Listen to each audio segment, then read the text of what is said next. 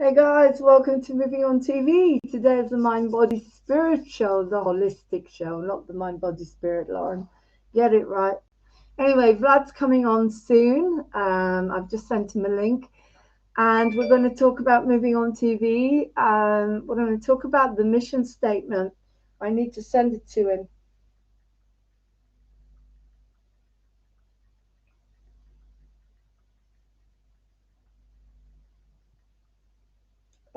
That was created by a really lovely person called Autumn. I'm really grateful for that. Thank you.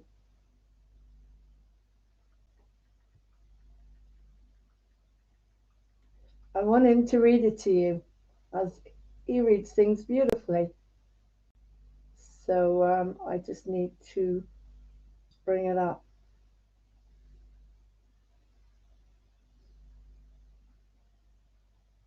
Hope you're all having a good day. I'm not going to tell you what kind of day I've had today. It's better I don't. But I have been putting a lot of focus onto my new tarot channel, which is really, I'm finding that quite exciting because I've set up the table. And that is to do with the holistic show, so I can talk about it. I've set up a table where I'm doing tarot if and when I want to. I've got my camera on there, and all you see, you don't see my face. It's anonymous because I don't want the trolls on there. And I'm doing all sorts of readings, whatever I feel like that comes into my mind.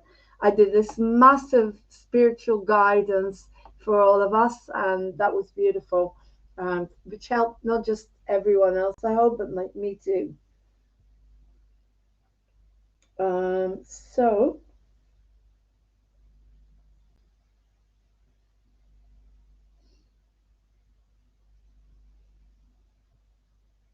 I'm just going to pull up this mission statement and send it to Vlad. Copy it and fill in the gaps. I haven't made a video of it yet because I want to learn it off by heart. I haven't done that yet because I don't want to do it, in a way where, I don't know, fill in the gaps. All right, so get rid of that.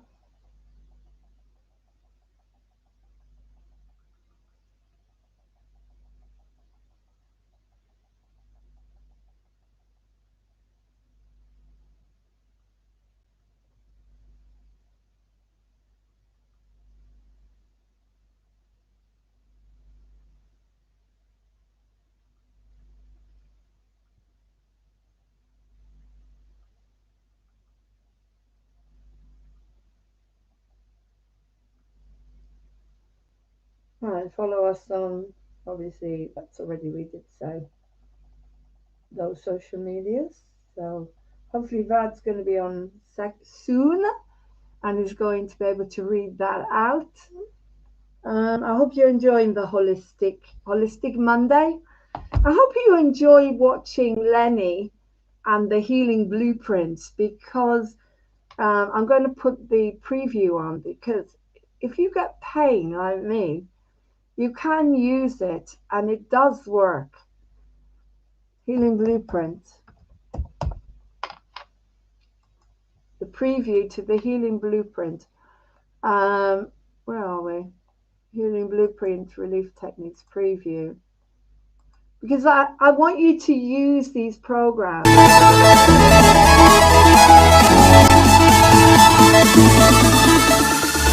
would you get someone that's actually in intense pain, that it's hard for it and think that they could ask their pain in?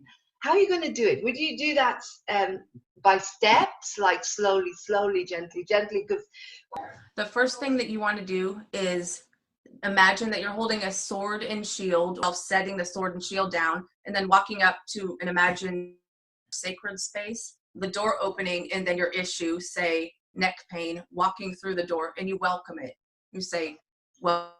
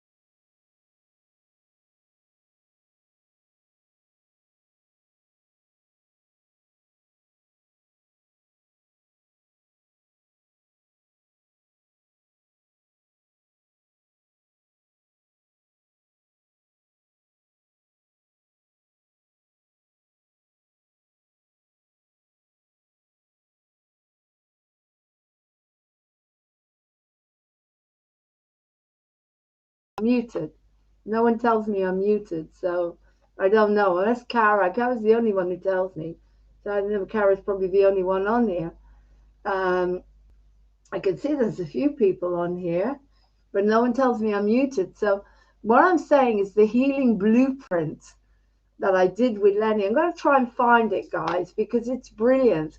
Not, but the one that I did with her is very extensive as well. You just surrender.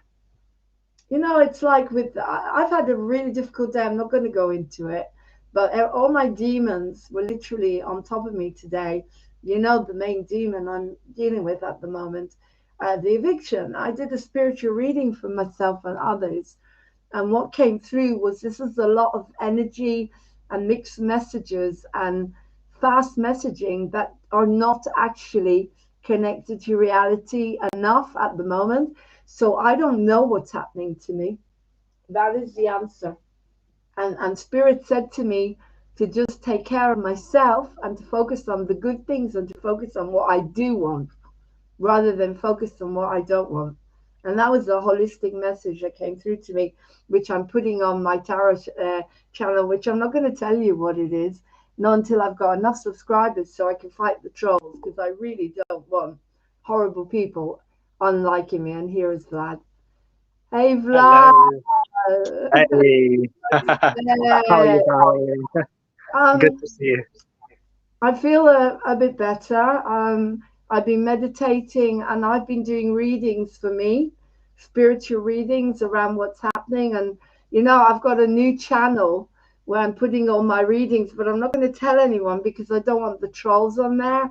Yeah. So I'm separating it from moving on TV. Mm-hmm. In order to grow it to such a level. But anyway, I sat there and I did my own readings. And what came through to me from today, from all the pressure and all the messages and, with everything that's going on with the eviction, was that this is a lot of empty messages. A lot is being thrown at me without facts. There's Yeah. not enough facts. That you felt it. I felt it. Martin also knows it, even though he won't admit it. But the problem is that he's coming out with these messages and he's coming at me really fast with these messages, but there's no basis to them. There's not enough dates, there's no certainty. And so that's what's screwing with my head. It's a bit like people that are watching the media and they're getting all these mixed messages and all this fear and all this panic. And so the body goes into fear and panic. And, so the Spirit said to me, back off. Don't listen to that. Take care of yourself. Drink water. That was obvious. A lot of beautiful energies are coming towards me. A lot of love, a lot of compassion. I'm not going to go into it too much. It was a very deep reading. But the beautiful thing was that to balance my mind, body, and spirit and not get myself caught up in what's going on with this eviction, because a lot of it is not based in reality yet. Mm-hmm. That's what came through from Spirit. And I was able to use that for other people to explain to them that they're getting these messages from all over the place and people are throwing stuff at them. But you've got to go into your balance, eat and drink water. And I was also directed to put all my attention and focus on the positive. Mm-hmm. A very, very powerful positive reading. I might send it to you because, as I say, I'm not telling anyone what this channel is yet, not until it's got past the level where they can actually destroy me like they're trying to do with moving on TV. Yeah. So, but I'm excited because I set up a table. I've got my camera and I just sit there. I do my cards and I'm just asking Spirit to give me positive messages. And I've just come up with a new idea as well. Is to start to channel music for people, to sit there and channel music and give them songs from people that they're not around, like people they're not connecting to. So, for example, say you've fallen out with someone, a friend or a member of your family, and they're not giving you the truth of how they feel. So I'm going to write a song to show them how much they love them. Something like that just came to me today, to just sit there by the piano and film it. Just film my hands and just sing and give that love to people, Yeah. so they can feel that love that's coming to them from people that may not be able to express it. So yeah, I did. Oh God, I started to do this harmony thing with this guy. Oh, how did it go? He muted everybody. He muted everyone. I mean, Really? yeah, he was singing and he'd recorded himself singing different harmonies. but everybody was muted. What was the point? So I don't know. He can't harmonize by himself. I just can came he? off of it. I couldn't be bothered. I just thought, you know what? I'm coming off. I'm not really. This is not what I want. So I came Yeah. off of it. Yeah. And I don't understand that. It didn't really work for me. Yeah. Anyway, I sent you a text with a mission statement that someone called Autumn created for us. Do you want to read it? I'm going to come off and give you Yeah. the opportunity to do your beautiful presenting, but I want you to read it. It's basically, I filled in the gaps as well with the social media that we're on. Can you tell me if you got it? It should be on your phone. Yeah. Sure. It is. Fantastic. Yeah. Okay. So I want you to do that. I will come off. This is the holistic show. So we're going to talk about things like healing, breathing, the body, the spirit, not needing to use medicine. You know that because you have such a strong connection to God. You must have instances in your life where you were able to heal. I mean, your life was not easy, as we know, and you have a very strong belief in God, in love. But I want you to think also, when I come back after you've done this mission statement, I want to ask you about incidents where you were able. Well, I mean, let's look at, without breaking confidentiality, you and your wife went through something which, without telling too much, but you recovered in a few days with natural medicine. Yeah. Without medicine. Okay. You know what? And I've got another story to tell you about a local doctor here who obviously was so basically pissed off with me because apparently doctors here are not used to hear intelligent patients who have made the effort to learn a few things about the principles of healing and medicine and what works and what it doesn't. And he got so annoyed. He couldn't help it. We know more than, well, we know more than doctors do, that's for sure. But then you see the other thing, and if anyone is watching this and you're still very frightened of this virus, can I give you another example? Martin's father is 93, bless him. He was diagnosed and he's well. How's that possible? No vaccine, no medicines, nothing, right? Just God's given immune system. And he was given space and breathing. I don't know what they did in there, but he is well. Now, okay, we can't say too much on here. We'll get wiped off. But people, you need to start thinking about this. I could have healed him in 2 days, the same way as we all heal. But he was taken into hospital. And I think this is woken Martin up in a big way because he's thinking, Dad is really, really old. But I tell you one thing about his father, he's looked after and he's loved. And I think that's a huge part of this. He's got a very strong immune system and they all love each other. And I'm sure that's got a lot to do with course. It comes from love.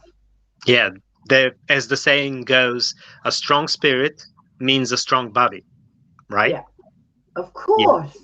And that's why I do a lot of programs about loneliness, as you know. And that's where my struggle is how long can I keep my immune system well, living the way I do? And that's why I started to get in the car, and I'm coming to visit you on Monday, and I'm going to the studio on Friday to sit through a whole album that Manuel is doing. But I sit there and not sing. I've got to sit there and I'm not able to sing. I'm not able to participate. That ego is going to be, oh my God. But challenge. I really, it's a big one for me. I've got to do something. It's like the ego wants to film it, but then my love, God love is saying to me, Lauren, Emmanuel loves you. These people love you. This is going to lead to something else. Just be patient. Just have some patience, because we're going to cast all of encounters, and if they've got a proper studio and they've got everything laid on, at some point we will join, please God, that's what we will be doing. We'll be joining the love in some way, and you never know what might happen. But the ego is so big, it wants to stand up and start joining in the harmonies. And it's a bit like saying to me something that I've been doing since I was a child: you can't do it. You've got to sit there and you've got to listen. Yeah, behave. Then you sing. Behave yourself.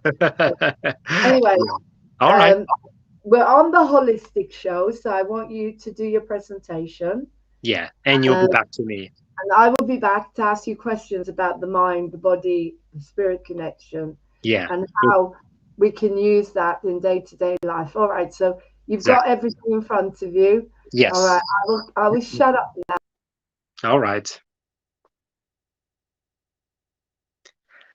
Hello, everyone. This is Vladimir Mladenov, Freeman. I'm a Freeman, and I wish you all be free. And you know how you can be free? You can be free when you know the truth, because as it goes the saying, and you shall know the truth, and the truth shall set you free. So here we are again on Moving On TV, and I'm tonight's presenter of the Moving On TV statement. Here I'm going to give you just in a minute or two what this is all about. So let me go now. Moving On TV is an up and coming indie entertainment service. We provide quality programming across YouTube, BitChute, and all the other places where we might be available. Unlike mainstream media, we care about views and show this by providing amazing online programming that empowers and enriches their lives. Yes, that's the truth. We challenge the status quo by valuing trust, privacy, and positive connections above all else. Our programming is ever changing and evolving to ensure we keep viewers up to date with the latest alternative news. Oh, how thirsty and hungry we are, aren't we? Oh, for the alternative news. Always striving to uncover the truth between the lies, because it's only the truth that will set us free, guys. Well, you can follow us on all the social media where we are, like here on YouTube. You can like and subscribe to our channels in BitChute and Facebook, wherever we are. Please make sure that you are there. And if you have any questions, we are not like the mainstream media that's unreachable, untouchable. No, we are down-to-earth people, and it's all about you people. It's all about us, the everyday people from all walks of life who are willing to learn the truth, to walk in love, and to love one another. So that's it for now. And I'll be waiting for Lauren Hope to come back. She's the founder of this TV station. She's the founder of Music Theater, Moving On Theater, and Encounters. And she's doing this special broadcast tonight about our spiritual and physical and psychological health. So that's all from me now. I'm looking forward to talk to you in a moment together with the splendid Lauren Hope. Thank you, Hello. Vlad.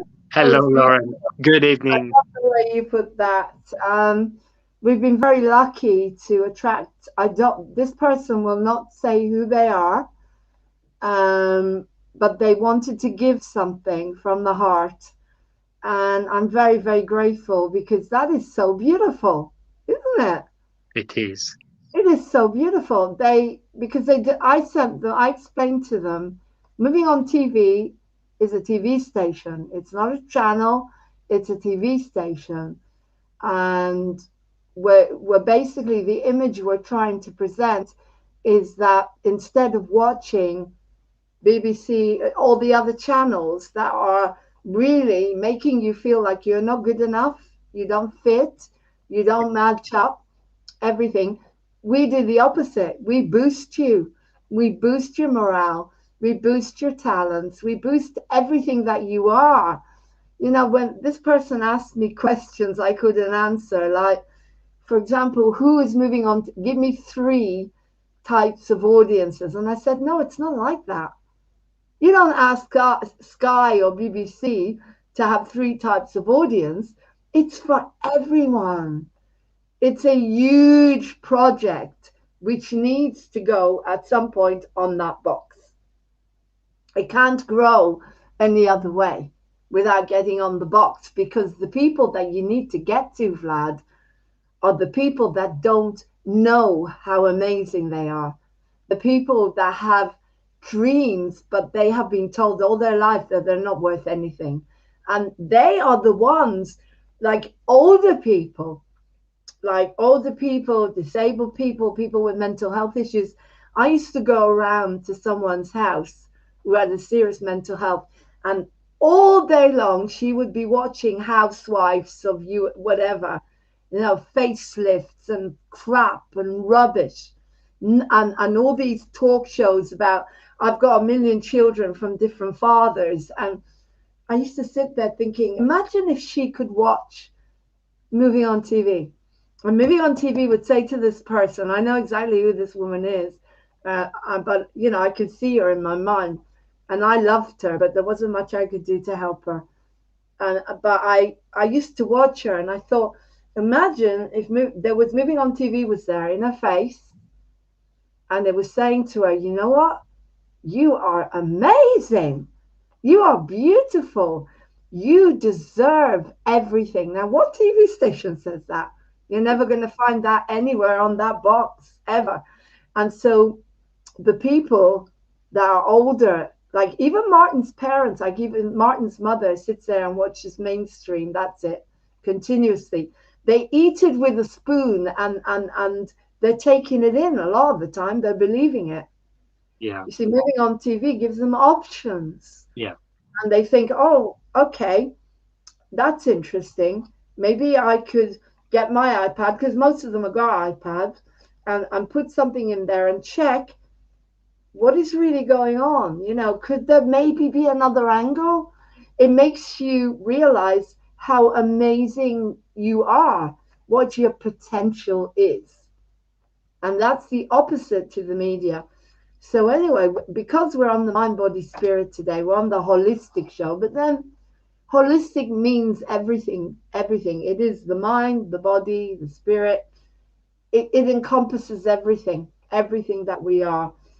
I'm really interested in you telling me more about your life, but mainly about healing and stuff like that. Because before I hand over to you again, my father was an exceptional man in the way that he would never take medicine. Guess where I got it from? He lived to be 95, and if he hadn't fallen, he'd still be with us. If he hadn't fallen, he'd still be with us. I'm not going into these details, but because everything he healed naturally. And I have examples of him when he used to contact me, and he'd say, "Oh my God, I'm in the IRA again. I'm stuck in the IRA, and they're going to kidnap me, and I think I'd be kidnapped." And I said, "Dad, what have you taken?" "Oh, the doctor gave me something, and I took a little bit, but the rest I didn't take much." I said, "Dad, you know, this is it." So do you know what he did? He just threw the lot in the bin, and then, of course, all his hallucinations disappeared. I mean, I have other cases where he used to get vertigo, you know, where his balance. Yeah. And he said, "Lauren, I'm not taking medicine. I won't take it." And his carer was from the Philippines, and he gave him vitamins. And guess what happened? He healed straight away. And then there was another. He used to make me laugh, Dad, because he got sciatica, really bad sciatica. And you're talking about a 92-year-old man. Doesn't go to the doctor. Doesn't call a doctor to the house. You know what he did? He got a chair, And he put his leg up on the chair and he raised his hip. And of course, he was able to get the pain to go down. He was amazing. Wow. He was amazing. He was amazing. And when he was dying, when he forgot who I was, and I said that he did have a very serious thyroid disorder, and he was getting very thin, and he wouldn't take his medication. He wouldn't take it. And I said to him, Dad, you got to take it because you're getting too thin. It's not that I don't believe in medication at all. Of course I do. But Sure. it's got to be common sense, Yeah. I won't take it. But then he was getting very, very thin. He was looking like Gandhi. We used to say he's like Gandhi. He was so thin. And it was about 95 when this happened. And I said to him, Dad, you got to take your medication. He looked up at the sky and he goes, that's where God is. He said, that's the only doctor.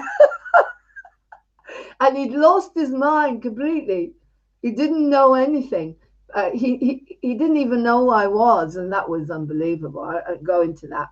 You've got to love someone more than you are scared or more than you're upset, and that's how I got over that. Overnight, he didn't know me. He thought I'd come to marry him, and I never would want anyone to go through that. It was unbelievable. Your own father. But the good stuff was he reacted straight away. I got him when he lost his memory. We used to do things. Me and Martin used to pretend. We used to act with him because he thought he was stuck in a boat, right? And it was the Passover, and he said to us, "Oh, I can't have bread. I'm Jewish. We must call the captain." So we called the captain. Martin became captain. I'm a Jewish man and I'm not prepared to have any bread. It's not right for the Passover. I said, that's okay, Sid. His name was Sid, or Paddy because he was Irish. Very much like your life, a little orphan, that got taken into a family and brought up. But he was an incredible soul. And we went along with it and we acted it out with him. But also another thing that sticks in my mind is when he lost his memory and he wasn't eating and he couldn't function, I brought in someone to do craniosacral therapy. And that's what works the fluids from the spine into the brain. This guy did some maneuvering with his spine and his head, and Dad started to get his memory back. I filmed it. It was on YouTube before they cut it. I lost all those videos. He was starting to understand. He started to read again. He understood that he supported Arsenal because Martin and him used to have big discussions about that because Martin supported Spurs. He knew the colours, and I said, "Oh my God, you're starting to read again." And he started to come out of it a little bit, but then things happened which we won't go into. But it was his time to go. But I wish it had happened differently. But Dad reacted so quickly to the love, and that to me is what I want to create. This discussion, this mind, body, spirit is love.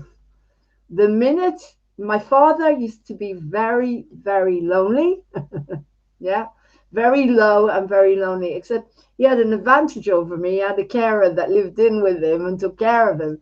Not that I'm old, but at least he had company because everyone cut him off. His nieces, his grandchildren, no one went to see him. Now, he used to ring me up, right? And he'd say, Lauren, you're the only one who loves me. You're the heart. And I said, yeah, I am, because I love you, Dad, and you know that. And I was always the heart, and she was always the head, right? And he'd start crying. And I'd sit there, yeah, okay. It's like you become the parent. And then he said, can I talk to Martin? And Martin would start to talk to him about football.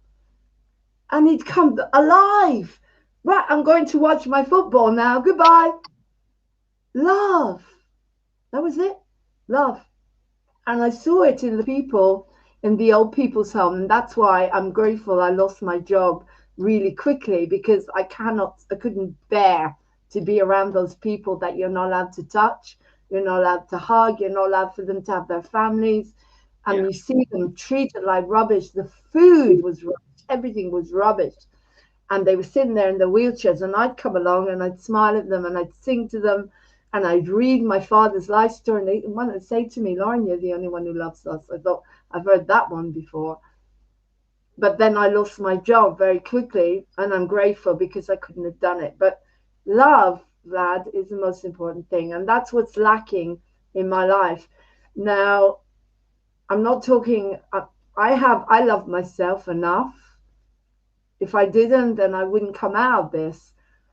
But we are brought up to believe we are social beings, and even Buddha and even Jesus all traveled in a tribe. You know, I never chose to be a nun or to be a monk.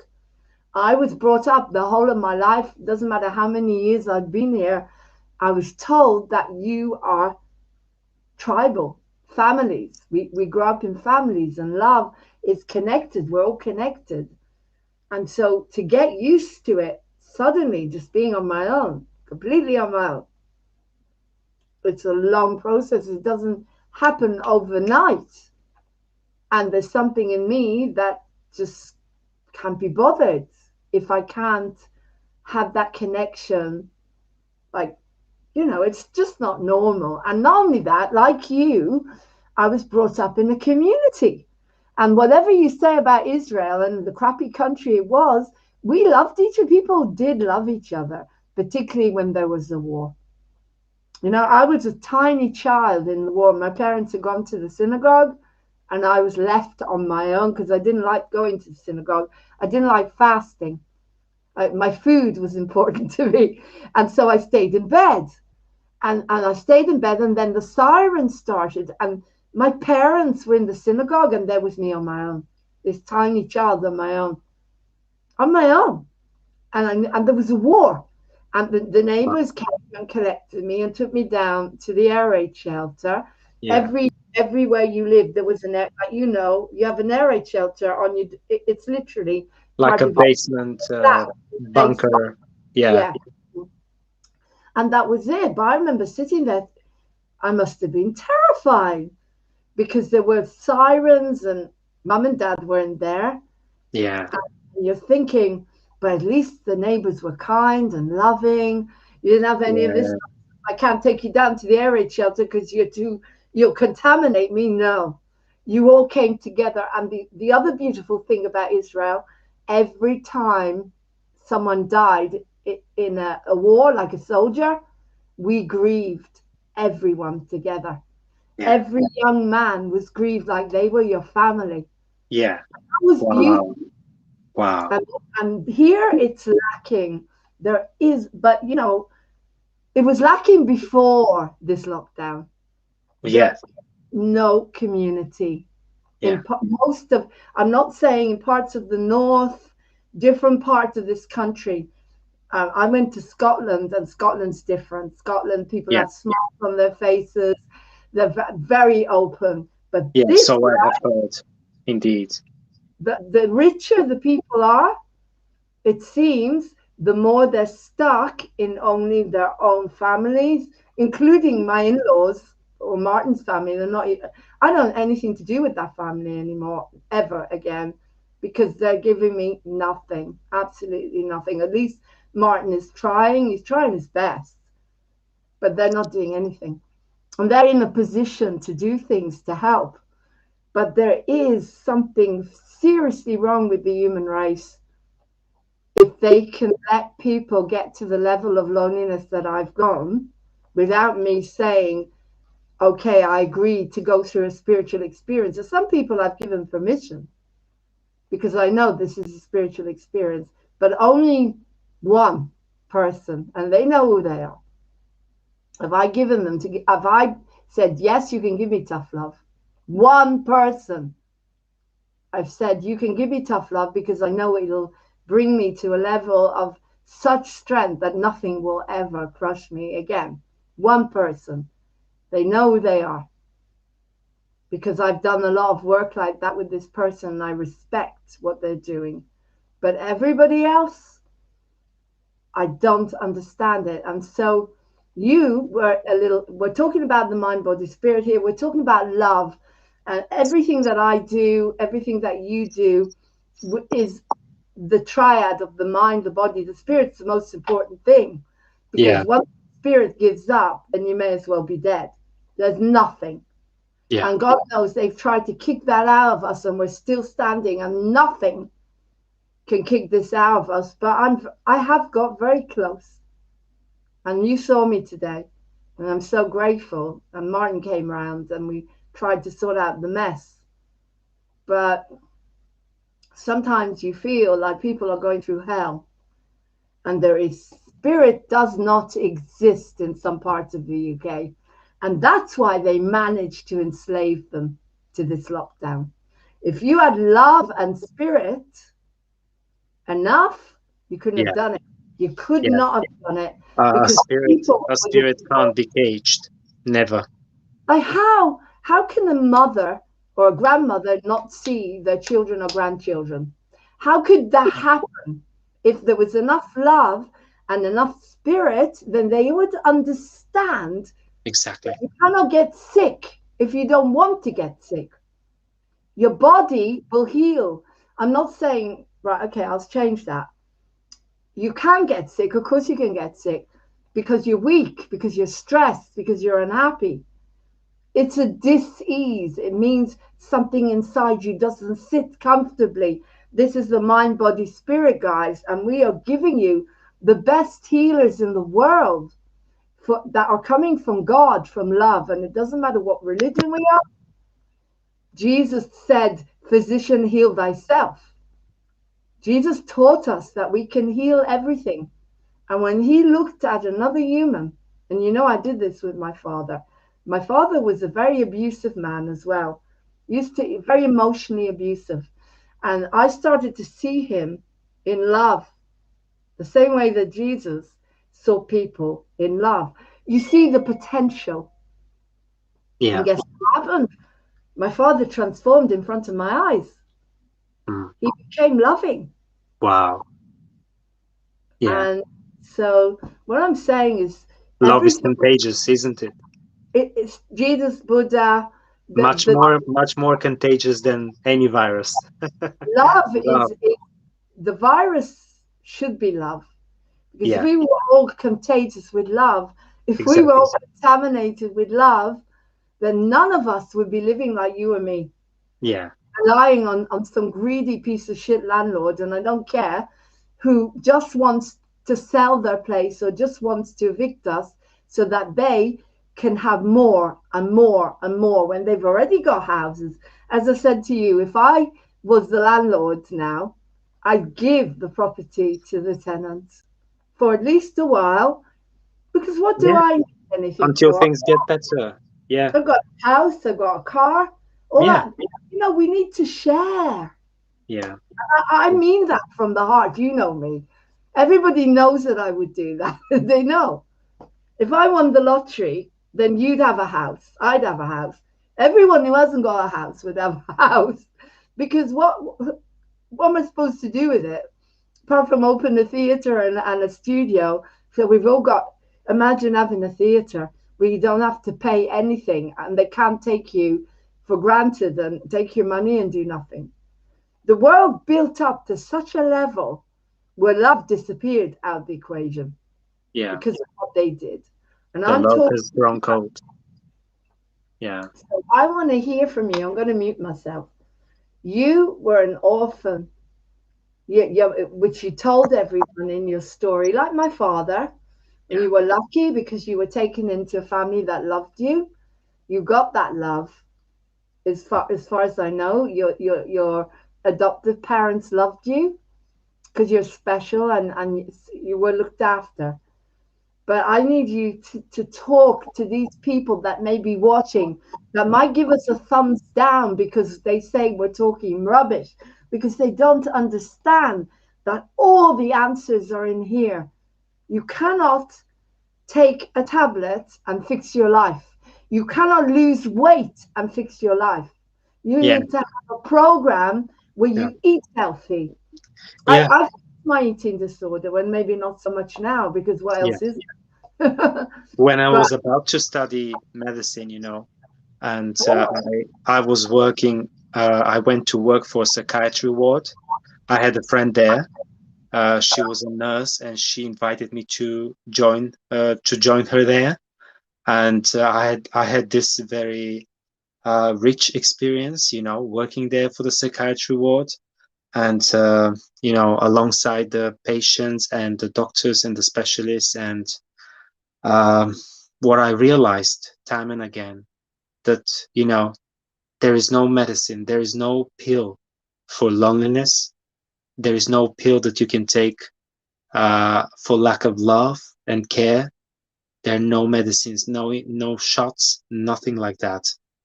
Yes, I wish we human beings, we wish it could have been that easy, to just take a pill and it's gonna be all right. But we were created for much more, and that's why I totally agree with you, Lauren, that there is no pill, there's no magic pill, or uh, a jab, or any other human medicine, ever made, that can help us out of this. Because the medicine, as you've put it like time and again, it's love, the love of God that fills our hearts and makes us better people. This same love, we are like conduits, right? Drawing from the mainstream, from the main source. We draw this love and then we disperse it all around us, like lighthouses.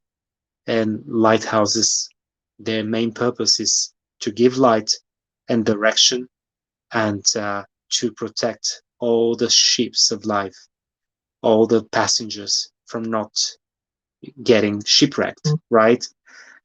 So I believe that people like us are these lighthouses, and the way we live, what we have experienced, and what we share now with all our viewers is to give them some light and to give them some encouragement.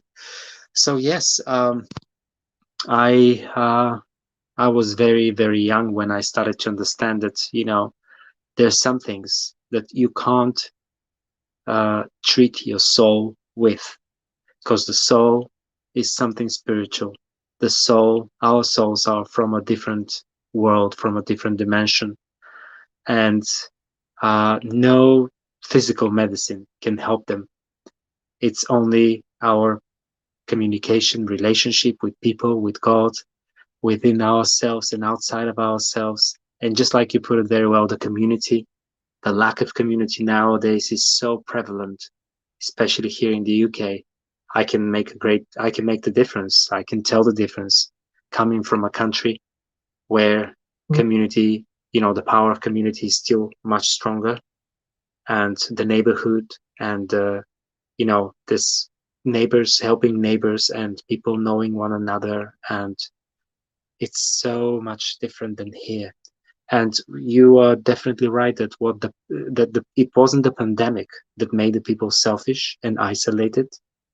The pandemic only exposed, furthermore, how far we have gone, what have we become. So I believe that it's a reckoning time. These days are reckoning days to reckon ourselves, with one another, with the people that we love, with our relatives or family or friends. It's really a time of reckoning. And yeah, when we talked about, early on, when you shared your wonderful story about your loving dad, and how he uh, was not very into pills and medicines, the conventional medicine, and most of the times he would get away from all the weaknesses and diseases that he might have contracted from time to time. Uh, and he lived to be like 95, you said? 92 years old, right? Dad was 95, bless him. 95. Wow. And he Yeah. would have lived to be a lot older if I Yeah. Yeah. because I Yeah. loved him. Because I Yeah. loved him. Yeah. So he almost never used medicines, you know. It's and I'm totally with you. I'm not saying that medicines are not helping at all, and but they should be taken with a great discretion, and only after all other uh, options are, you know, just over, like a last resort thing, not the first thing to go on to go to. So yeah, it was. I learned this lesson very early in my life, and gradually I stopped taking, for example, antibiotics. Whenever I would get sick, just a cold or a flu, even a flu, I would start getting more vitamin C, fruits and vegetables. Also garlic. Garlic is famous with its antibiotic properties, natural ones. And honey, bee honey, it's great. It's great for all sorts of things.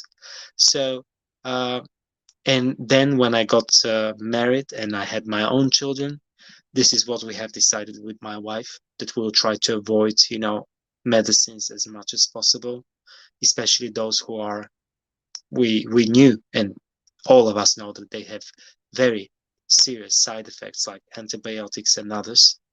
And we started to treat our children just the same, giving them more, trying to teach them how to eat more vegetables, more fruit, and whenever they would get a sore throat, maybe a minor cold, or even uh, some sort of flu, you know, we, despite of the pressure that we felt and experienced by doctors saying, "Oh, you've got to put them on antibiotics immediately.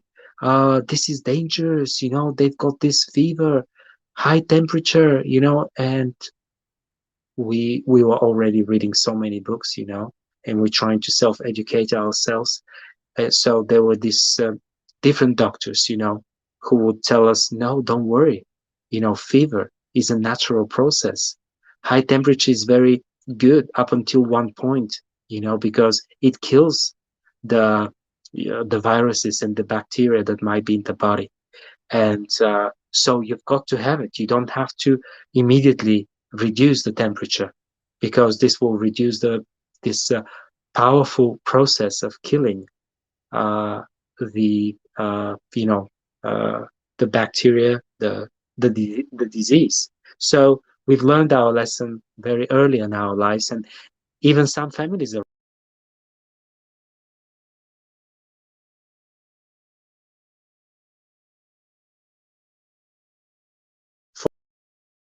willing to give our children, antibiotics and all sorts of other chemicals. So, but gradually with the years, they would watch us and they would see that our kids grew up to be very healthy ones, both of them, and just like we did, you know, together with my wife, and more and more young families like us, they started to join us and to ask us questions. Okay, what do you do when your child gets sick? You know, because it's one thing if you get the cold, you know, or the flu, but it's totally a different thing if you see your little one, you know, uh, getting the flu, and see how it goes through pain and fever and dis-ease, as you put it very well, indeed. But we would lay our hands on them. We would pray for them, bless them, ask, you know, the God of the universe, the creator of the universe, just to touch them and to infuse them with supernatural strength and power, you know. So together with these natural remedies, you know, that we would use, like we've been using for decades now, we would always pray and ask, you know, the God of the universe, the creator of our bodies, the designer of our bodies, who knows best, just like your dad. I loved it when you said that he would point up and say, "This is my doctor. He's the best. He's the doctor of all doctors." I love it because I've said it many times, you know. And I will never forget. For example, I'll give one testimony right now. There was a time when I was suffering from sinusitis, and it was a very severe one, and I'd been suffering for many years. And when I because I grew up in a communist country, atheistic country under atheistic regime, uh, and that's why I didn't know about God and I didn't believe, for many years. But when I was a teenager, and I encountered the power of God, I knew that there is a great strength, great energy that can help me deal with all sorts of issues. And then I started to read the Bible, and I read there that there's so many places, there's so many verses where you can read that it is God who takes our weaknesses and heals our diseases. That Jesus, when he died on the cross, he took all our sins, but not just the sins, he took our diseases, our sicknesses. So whenever we pray in Jesus' name and lay our hands on the sick person, uh, the power of God goes through our hands, the healing power of God, and people get healed. So I started to pray, and I prayed, and I said, Lord, and meanwhile, I've tried a few medicines, because the pain was awful. Whenever my sinuses would get infected, they would get filled with pus, and it was so awful. I felt like I wanted to take a knife and just to puncture my sinuses so that this pus can go out and leave me alone. It was awful. So I've been suffering for a while, but I continued to pray, and uh, I never, it was very interesting that uh, I even can't remember, but at one point I started to feel like, oh my goodness, I feel much better. What's going on? Because especially if I get the flu or a cold, normally after every time I get the cold or the flu, the sinuses will get so infected. I'll get the sinusite, and then I would say, oh, here we go again. This is going to be awful. For days I won't be able to sleep because of pain, and this pus that is coming out of my nose, and my nose, so many times my nostrils will be totally stuffed. I can't breathe, so I have to breathe through the mouth. But at some point, I've started to notice that this was gone. I mean, I remember I get the cold. I would get the cold, again, but afterwards there was nothing. My sinuses were clean. There was no more infection. And I said, oh my God, how has this happened? Because I've done nothing, like no surgery, nothing. I just prayed. And at some point, the sinusitis left me forever. I mean, it's been what, maybe 25 years now? 23 years maybe now since the sinusitis left me, and never to return. So indeed, there is natural power in our bodies, and it's called the immune system. It's one of the greatest miracles that has ever happened to us, to the human race. It's one of the greatest gifts that the Creator has installed inside of us. It's the greatest protector against all sorts of viruses, all sorts of bacteria. And there are millions out there. And if it wasn't for our immune systems, we would be dead like long time ago, even from the smallest infection. You've heard about probably cases where people's immune system gets compromised to a point that their natural defenses are totally depleted. And what happens is that even the lightest infection, the lightest cold, the most innocent one, can actually kill them, and they can die. And that's the power of the immune system. And then, it comes the supernatural healing that I have personally experienced, and I have seen, with so many people. I will never forget, by the way, when there was one person, a friend of a friend, and he got the cancer, and the cancer was all over his body, and he was already on his bed, like sick bed, and people felt, people around him felt that there was no chance with him. He'll just leave here soon. So I talked to this friend of ours and I said, "Oh, that's very sad.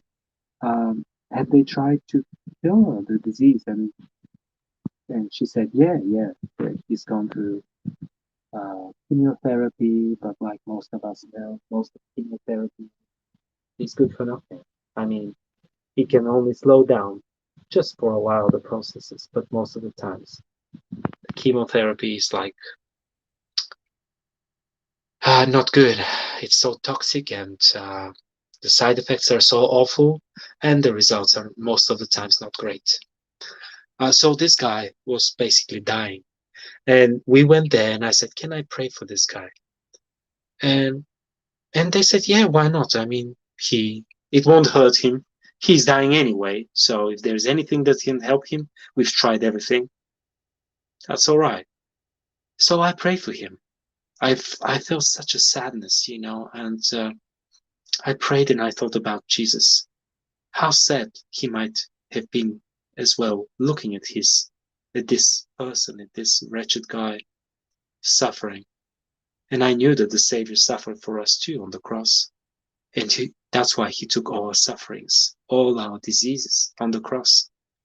And I prayed with this persuasion, with this conviction that this same power from the cross will come and heal this wretched guy. So I prayed and, tried to talk to the person a little bit, and we just left. It was in a village. It was not very close to where I live, so time passed by, maybe 5 or 6 months. I never heard from this guy again. But here we go. One day, this friend of ours, I talked to her, and we were just, catching up, uh, and at some point, she just said, "Oh, by the way, do you remember this guy that you prayed for, like some 5, 6 months ago? He was, in his last, what they call it, last stage of cancer, and he was on his sick bed." And I said, "Yeah, yeah, of course I do. What happened to him? Has he died?" And she said, "No, actually, no. I went to that village the other day," she said, "and I saw him putting these sticks, big sticks or like rods, uh, pushing them into the ground so that they can support the tomatoes that he has sown." And I Wow. said, "What? I know how hard this job is to do.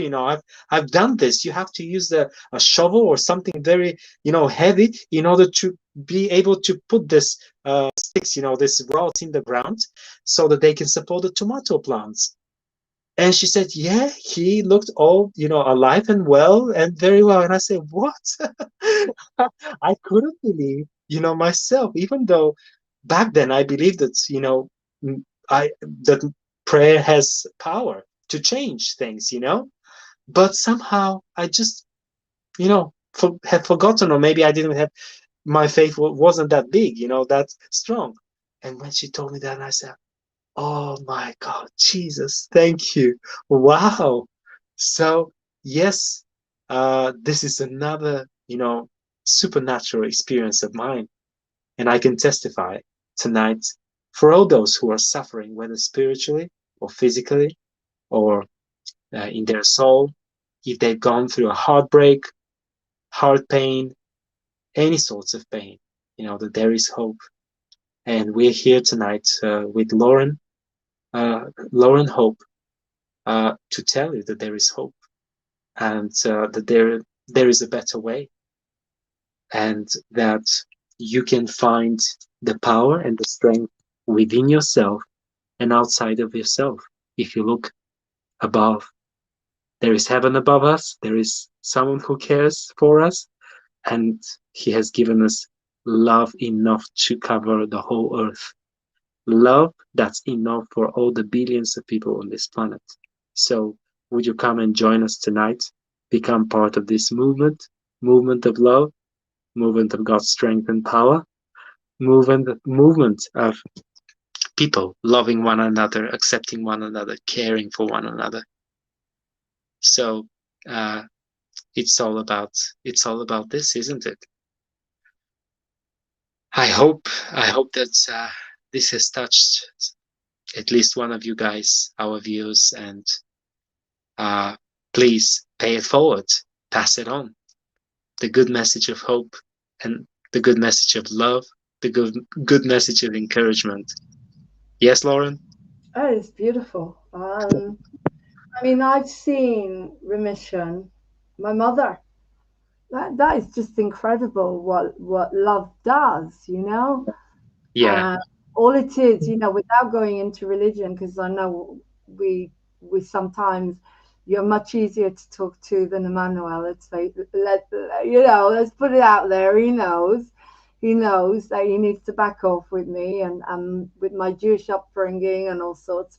But to me, Jesus was an amazing Jewish teacher and a healer, and he taught us everything that we're talking about here. But I saw remissions with my mother continuously. She was very unloved, and I've done a lot of work with my mother because she wasn't a mother. She wasn't capable of being a mother, and I've forgiven her on and off. You know, sometimes it comes back, but most of the time I've forgiven her. yeah, And I used to go. She got cancer because she was a very unhappy woman, and yeah, to me that would have been, you know, we had too much cancer in our family. I wouldn't be walking around now if I hadn't found an amazing man called Keith Bascom who saved my life in my 20s.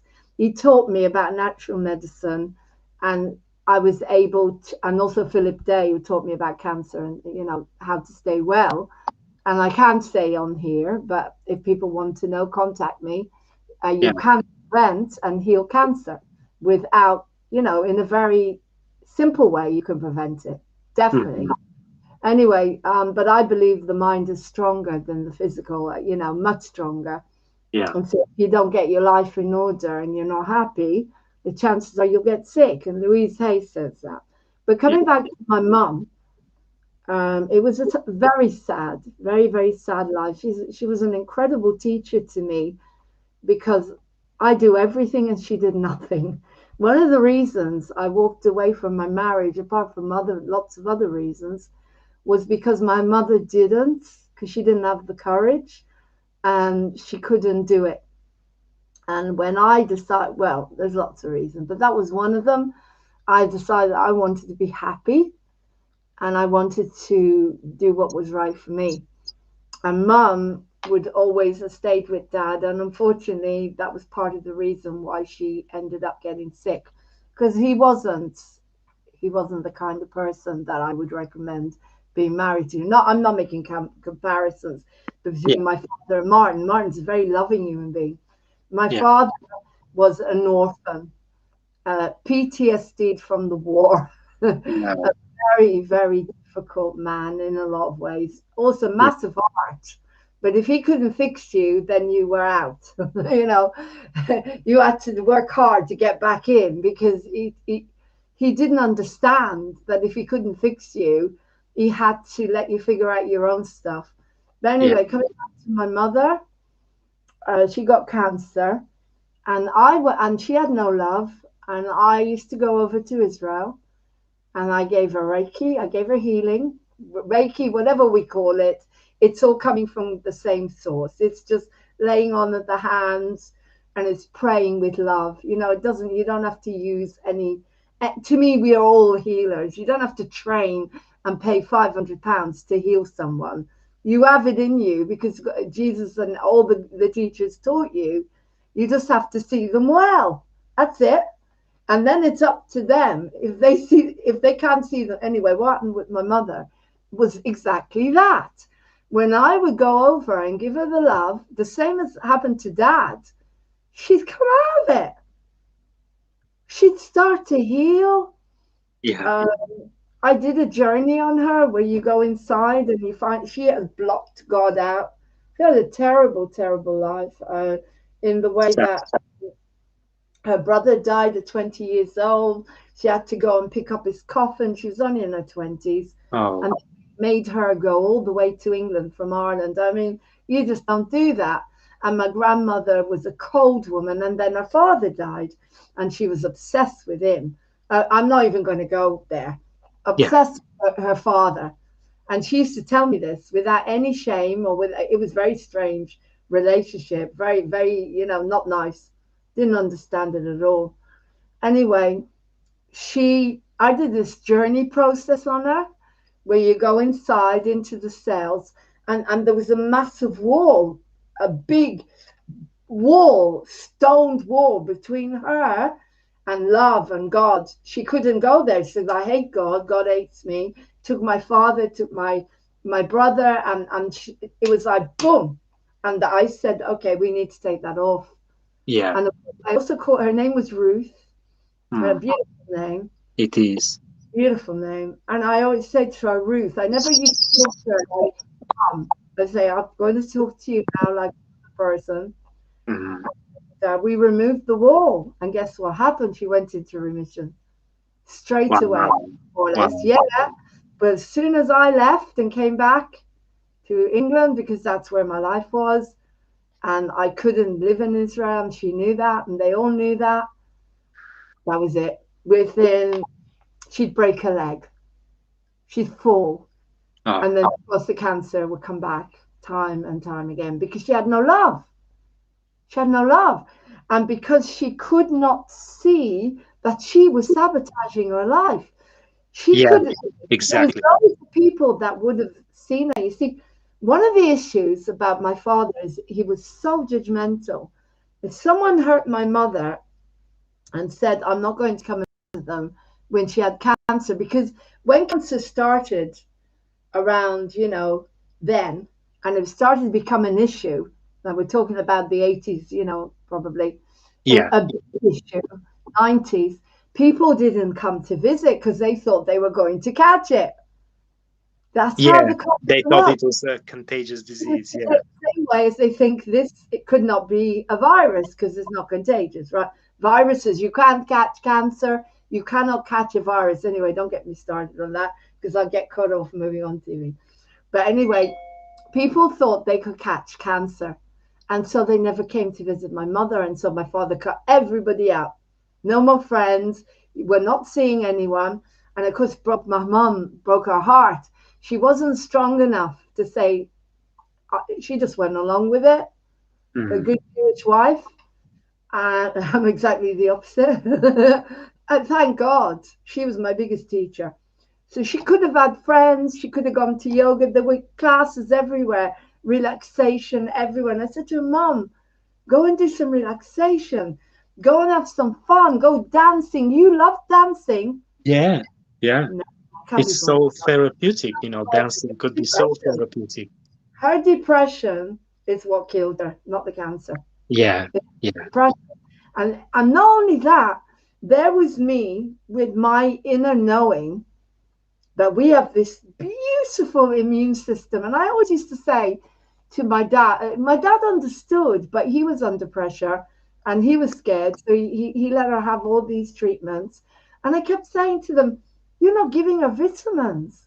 Yeah. You're not giving her anything to build her up. She's depressed. She needs counseling. She needs love. And the immune system, why is it that if I cut my hand heals? Yeah. Why is it that there are people in this world that cut their hand and they don't bleed? Because it's mind over matter, yeah? The mind is so powerful. The minute they look at it, oh my God, I cut my hand, then they start to bleed or things like that. But the immune system that God gave us, yes, nature, God, doesn't matter what you call it. You don't have to call it Jesus. You don't have to call it Allah. You don't have to call it Adonai. It's God. It's everyone. It's what they have. The sin that is being created with this virus, this thing, is that it has divided humans, not according to our religion, but because we know how to heal ourselves and we want to teach it, but they don't want us to. They don't want us to teach it.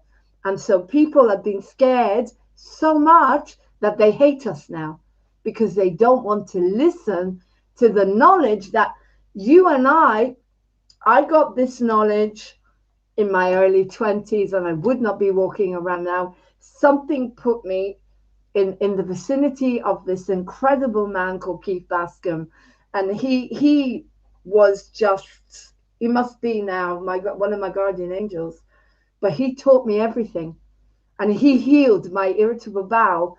He changed my diet, looked at my diet, gave me homeopathy, built me up inside, and he healed me in like from giving me, building my energies and Yeah. taking me on certain foods.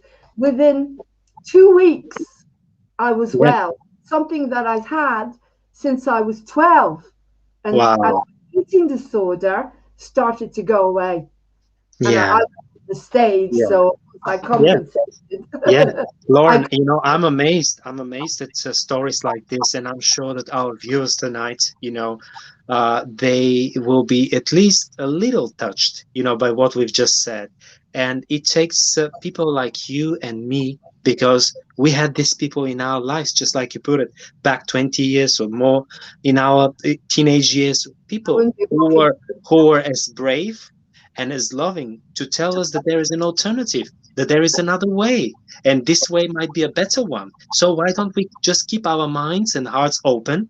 Why don't we just keep on being inquisitive, you know, like children, being inquisitive? Because the moment we stop being inquisitive, curious, you know, and we stop wondering of you know, of the world around us, you know, and of all the different options and opportunities and alternatives that we have, then we stop living. I mean, we stop. So I would like to tell you this in conclusion, because I need to go, no matter how much I like it. But my friends, yeah, please, if you have this feeling inside of yourself that something really doesn't add up, that there must be something more than meets the eye, something more than it's just the visible material world, you know, around us, or just something more than the propaganda that we'll hear all day long of whatnot, whether about policies, whether about medicine. It's all so politicized and so much like communist propaganda. Beware, beware. When I start hearing one thing and the same thing, you know, being repeated like a mantra all over the media, all over the place, you know, a red flag immediately goes up. Something's not right, you know. It's too good to be true. So be aware, be open-minded, Yeah. you know, And look at the before truth. you go, Yeah. before you go, because I am a walking example of how you don't need, you can live without medicine, and Mm-hmm. you can live without medicine for the mind. Mm-hmm. Walking example, because not only have I healed my leg, there was no operation, nothing. I was in a wheelchair. They told me I may not walk again. Arthritis, the doctor scared the light. He told me and Martin in his office, you'll be screaming to have an operation. This Wow. was 4 years ago. He said, you'll have arthritis and infections. Because you haven't had an operation. I said to him, I've healed tooth abscesses on my own without antibiotics, Yeah. with nature and everything that I've learned. Do you think that a tiny bit of arthritis in my knee is going to bother me? And he Mhm. looked at me as if I was like, nothing, nothing. And it's been I know. nearly 5 years now. And I know. I I dance. know. I get pain. I get some pain Yeah. and because it's normal, because my leg is not the same. It's shorter because the accident was serious, you know? But Yeah. I can give you so many. I feel bronchitis. Yeah. It took me 2 months, but I healed it with turmeric and garlic, and I don't know. I've healed Exactly. every Exactly. single thing that I've been given. I believe Yes. I've had cancer, God knows how many times, probably.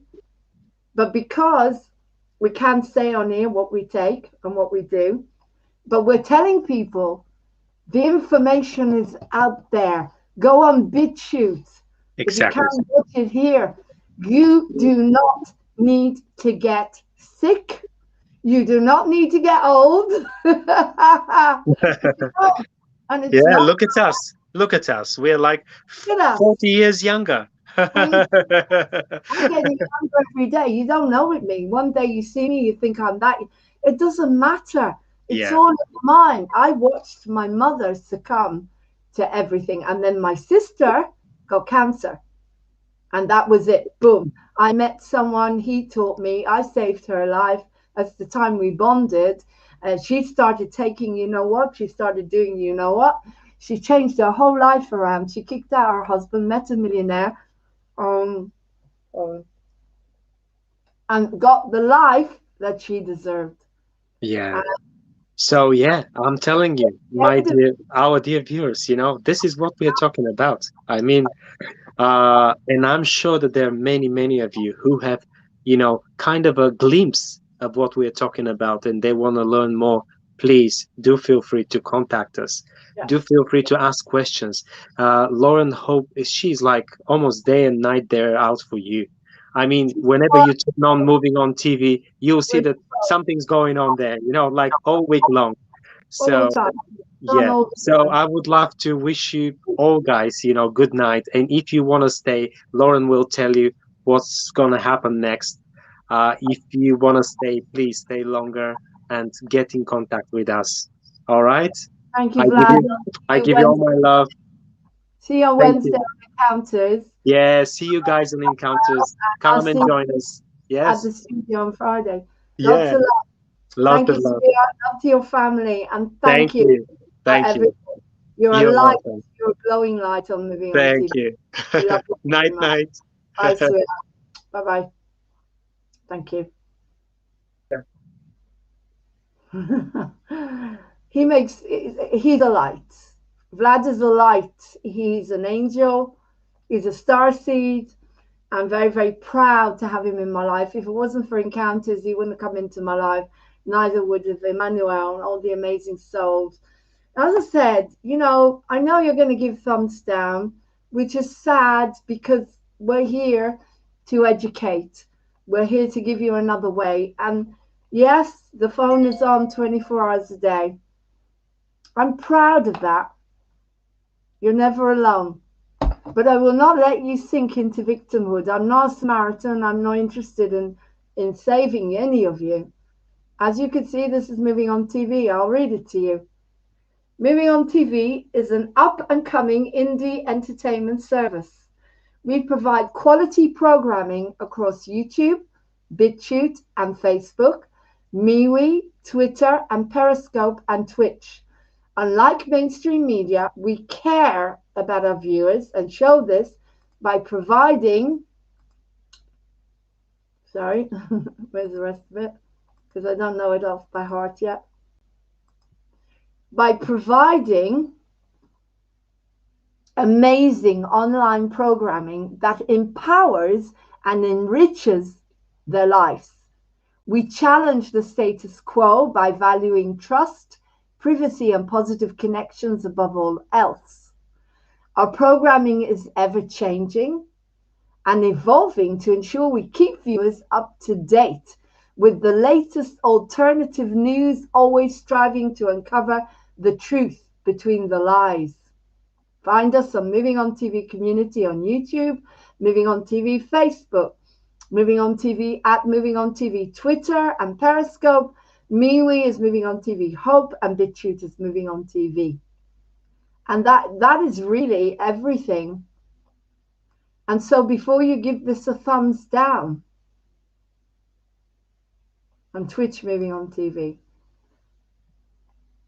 if you knew how much I knew, if you knew how to heal your body and how to heal your mind, would you not be going up on top of the rooftops and shouting it very loud? Would you not be giving this out for free like Jesus would or Buddha? They already did. Why do you think I do this? Because I love humanity. I love humanity, and I am working to wake you up, to teach you. If this wakes one person up, if you listen to what Vlad was saying, One of you. If you listen to these amazing healers, I'm going to put on Lenny now, because Lenny teaches you how to heal physical pain in your body without medicine. I'm not against medicine for you. You can take medicine if you want. I'm just saying you have to deal with the side effects afterwards. And it may be better not to have to do that. Right? I'm going to put on the healing blueprint for you now. I want you to watch this as the gift. The gifts that Moving On TV offers you. We are offering you our heart and soul. So before you give us a thumbs down or before you unsubscribe, watch this. Do you know someone is in intense pain? It works. It sounds like magic, but it isn't magic, but it's a miracle. When you surrender your pain, I've done it. When I went to America and my leg was playing up because I was still going through the accident and I'd come off crutches. I was walking in with one crutch. And I remember walking down towards the studio and I was in pain. I stopped and I said, okay, I lay down my swords, God, or whatever, angels, it doesn't matter. Jesus, Buddha, Muhammad, whatever you believe in, a tree. I lay down my swords to my higher power. Please take this off of me. And I could see myself. There you are. Physically, the mind likes that. And then I said, pain, come in. How are you today, pain in the leg? What would you like? Would you like a cup of tea? Would you like a glass of champagne? Please sit down and relax. And I just, for 5 minutes. And you know what happened? The pain disappeared and I was able to walk. It works. Everything I teach you works. It works. When I was in the wheelchair, I had a dreadful abscess on my gums. I went to the dentist. They gave me a tablet that size. I said, I'm not taking it. What did I do? I used sea salt. I used the green powder, the green chlorella, and put it on my gums. I watched binaurals, energy binaurals, and I sat there through the pain. I did it. I was in a wheelchair. I couldn't go anywhere. And guess what happened to the pain?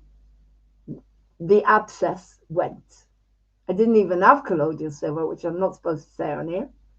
The main thing that worked was the green and coconut oil, because coconut oil, it just took the burning away, the stinging. And when the pain came into the tooth, do you know what I did? I tracked it all the way down and I did acupressure. And it went. Acupressure on a headache, on a toothache. I'm not making this up, guys. This is my life.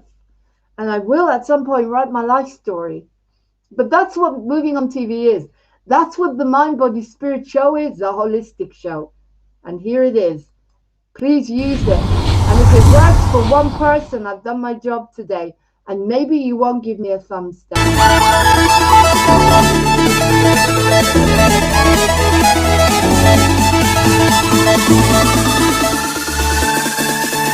Hi everyone, welcome to Moving On TV, and today we've got awesome people from around the world. So welcome to Moving On TV. Today I'm talking to Lenny Dougal about an amazing healing technique that she has come up with, which is called the blueprint? Healing blueprint? The healing blueprint? Healing blueprint. Healing Right. blueprint. Yep. Healing Right. blueprint. Yep. That's great. So Lenny, how are you today? I'm great. It's so nice. It's wonderful to have you here from Pennsylvania. That's right, isn't it? How's the weather? Yep. Good. It's kind of hot today. It's been pretty cool this last week, though. Enough to where I could turn the air conditioner Okay. off. It's a little hot today. It's about 82. Not too bad. Okay. So we were talking before about how you received this amazing technique, which I've been using on my leg. And I must admit, I've been releasing the pain all the time. I mean, people have been seeing it on Facebook. I was in quite a lot of pain because I had an accident this time last year. I was in a wheelchair for 4 months and I didn't have an operation. So when I came out of the wheelchair, I decided I was going to heal the pain if it came without any medication, because that's how I am. And you saw that and you contacted me and you taught me the blueprint technique, which I've been using continuously. And my leg has been practically free of pain. As soon as I got any pain, I used it. And within minutes, well, less than minutes, I was actually walking. And the whole time I was in the USA, I had no pain. And quite honestly, I don't really have pain, thanks to you. So I'm very, very grateful. And I want us to pass this message on to everyone. So a question that I have for you is, I know a lot of people that are in intense pain. I mean, really, really suffering from a lot of pain. And how would you get someone that's actually in intense pain, that it's hard for them to even sit and think that they could ask their pain in? How are you going to do it? Would you do that by steps, like slowly, gently, gently? Because quite honestly, my pain was not severe enough. And luckily, when I sit down, I could get rid of it. It was only when I was walking. So if I was walking, I would use this technique and then the pain would go. But what if you've got someone that is really, really in intense, horrendous pain? Because I know people like that. How can they use the technique, the blueprint? The best way to do it is that you need to work on it all day long. They just would need to welcome it and welcome it and welcome. It works on any pain, so it doesn't matter whether it's intense or a little bit. It works on either one. So the best thing to do is just build your belief up more and more by welcoming the pain all day long, by setting the sword and shield down first.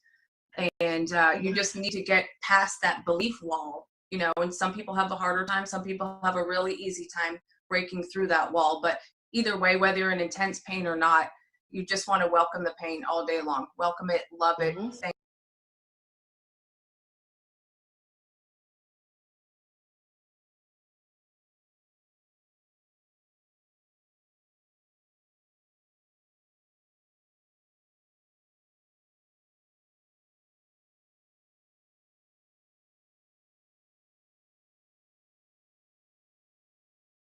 thank it for the experiences that it has given you. It's basically just a process of doing it until it clicks. Okay, so basically what you're doing is you're surrendering your pain, you're giving it up, you're saying, you're putting your sword down. I presume that's because you're giving a message to the subconscious to say you're not going to fight. Is that right? Right, you're giving a message to the actual pain. Okay. Or, you know, welcoming it as opposed to reacting negative to it. The surrender does come into it, but it's more of like you're not attacking or against the pain. You're welcoming it into your body so that it can move through you as opposed to attaching to you. Okay, so now, sorry, with who has working with chemo. So she's in. Really? Oh, we have a woman right now that's working with chemo symptoms, and she's with it too, and is able to clear her chemo pain. So I consider that to be pretty intense, and I've been working with her. That's fantastic. That is such an amazing gift. Whenever I see people suffering physical pain, I just want to go over to them and I want to take it away. You know, we're healers, and you think, oh, I can lay my hands on them and help them. But it's really about taking responsibility for your own life and your own body and believing that you can do it. That's really what it is, isn't it? Everything's like that. So, because what you were saying as well, it's very interesting. I've been doing a lot of reading about pain because, like I say, I was suffering a lot and I've been reading a lot. And I think that 90%, well, 99% of it is because we tense up. We get frightened, we get angry. And so what you're doing by welcoming the pain in, it's like if you have a child that's misbehaving, you know, you're giving them love. And whenever you give love, then it starts to change because you're giving you're reinforcing the love. I think everything's about that these days, isn't it? So, do you want to give us some just everything wants to be. Hello? I can't hear you. You still there? Oh, yeah. Can you hear me now? Yes, I can. So, Okay, good. do you want to give us a little, like, how do you do the session? Like, someone is watching now and they're in intense pain and they want to really, they say, right, that's it. I'm going to take control now of my body. I'm going to do everything I can now. I'm going to follow what Lenny says. So what are the steps that they need? Sure. The first thing that you want to do is imagine that you're holding a sword and shield or whatever you to defend against something. I personally like to use a sword and shield. You're going to imagine yourself setting the sword and shield down and then walking up to an imagined or sacred space, the door opening, and then your issue, say neck pain, walking through the door, and you welcome it. You say, well, my home. Thank you for the experiences that you have given me, or welcome to my meeting space or home. I love you. Take a second to love it and thank it for the experiences that it has given you. The actual, the script that I use is I set my sword and shield down, walk up, hi, neck pain, welcome. Thank you for the experiences that you have given me. Something about that sentence, thank you for the experiences that you have given me, is magical for me and it works really well. Then I take to thank it and love it, and then the exercise is over and it only takes 15 to 30 seconds. It's really simple. Okay, that's fantastic. Thank it and love it, and then the exercise is over and it only takes 15 to 30 seconds. It's really simple. Okay, that's fantastic. So you basically take whatever represents to you violence. So, for example, you said boxing gloves. Yeah, if someone felt that boxing gloves was a way of fighting, they would take the boxing gloves off and they would put them down on the ground. If it's a sword or guns, you lay your guns down. You know, you literally, and you can actually feel. Yes. I feel it. I feel the relief. The minute I take something that I consider violent and put it on the ground, my body goes like that. The relief comes. And then you invite the pain in. So, for example, if it's pain in the neck, I actually call it pain in the neck. So I'm giving it a name. Or pain in the leg pill. You can give it a name. And then you can be creative, because when I started to do this, Lenny, I was laughing so much because I was creating my characters, you know, because I'm an actress and a director. So when pain in the neck came in, I could see them, what they looked like. I sat them down. I put cushions around them, started getting someone to massage their feet. I brought in belly dancers, you know, to give them entertainment. And I could feel that as I started to laugh, the pain started to disappear, because it's always the same. As I said, if you go on the stage and you perform, I know people with MS.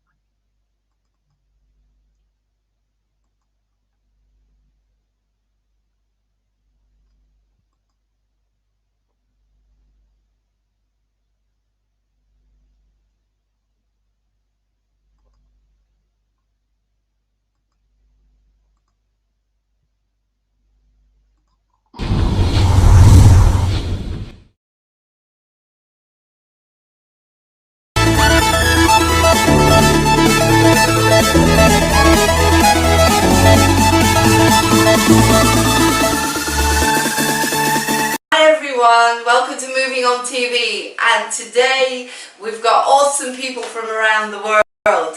So welcome to Moving On TV. Today I'm talking to Lenny Dougal about an amazing healing technique that she has come up with, which is called the blueprint? Healing blueprint? The healing blueprint? Healing blueprint. Healing Right. blueprint. Yep. Healing Right. blueprint. Yep. That's great. So Lenny, how are you today? I'm great. It's so nice. It's wonderful to have you here from Pennsylvania. That's right, isn't it? How's the weather? Yep. Good? It's kind of hot today. It's been pretty cool this last week, though. Enough to where I could turn the air conditioner Okay. off. It's a little hot today. It's about 82. Not too bad. Okay. So we were talking before about how you received this amazing technique, which I've been using on my leg. And I must admit, I've been releasing the pain all the time. I mean, people have been seeing it on Facebook. I was in quite a lot of pain because I had an accident this time last year. I was in a wheelchair for 4 months and I didn't have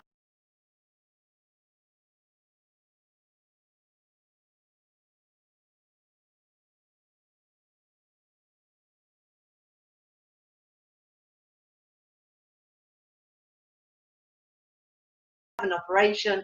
So when I came out of the wheelchair, I decided I was going to heal the pain if it came without any medication, because that's how I am. And all that, and you contacted me and you taught me the blueprint technique, which I've been using continuously, and my leg